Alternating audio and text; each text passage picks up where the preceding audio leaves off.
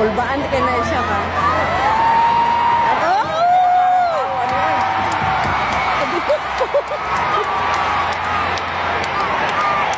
Pinabuhan. Kulbaan siya.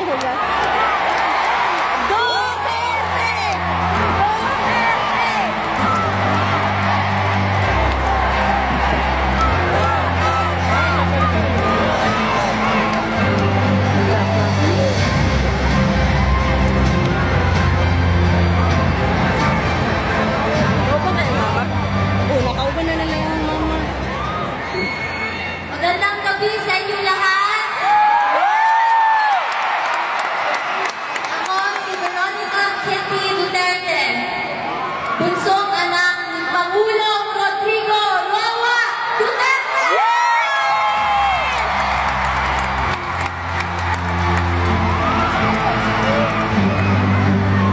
Unang-una, nagpapasalamat ako kay Tito Rodante Marcoleta sa pag-imbita sa akin at sa mama ko ngayong gabi. Wow! Yung mama Pasensya niya na po at medyo natagalan kami dahil may klase po ako ng araw kanina. Ang mamahalilan ko rin po pala ay taga rito sa Bulacan. Ako ay isang 21-year-old college student lamang at ayaw ko sanang makisali sa politika. Pero nang dahil sa pag-kidnap at pag-abuso nila sa tatay ko, nandito ako ngayon para ipaglaban hindi lamang ang pamilya ko, kundi ang bansang Pilipinas.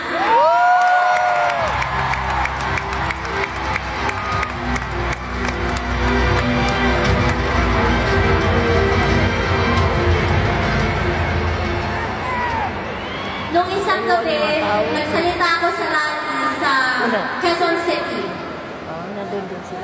At sa pagtitipon ngayon, naramdaman ko ang walang sawang pagmamahal at pagsuporta kay PRRD, sa amin na pamilya niya, at sa Duterte. Ito ang nagbibigay sa akin ng lakas ng loob para ipagpatuloy ang pangako ko kay Dada Rudy na ikampanya ang kanyang mga kandidato habang siya ay nasa The Hague. Bago ako umalis ng The Hague, may bilin ang Dada Rudy ko sa akin. Sabi niya, no guts, no glory.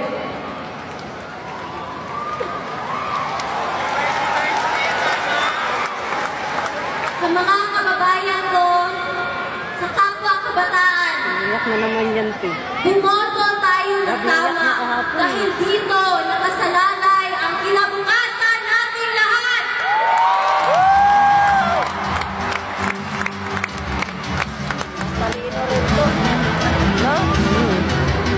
Kailangan natin ng abogado na may prinsipyo, paninindigan at integridad sa ating legislative branch sa gobyerno natin. Tito Rodante Marcoleta, my senator. Number 38 sa balota.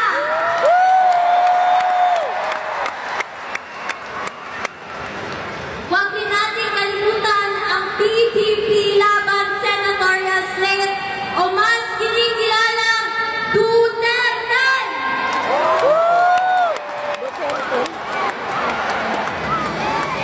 Sampulang yung mga naman. Iaabot ko muli ang mensahe ni Tatay Digong sa bawat Pilipino. Kasama. Sabi niya, my love for my country is what brought me here. There was never any personal agenda involved. Mahal na ang bayan niya. Yun lang po at maraming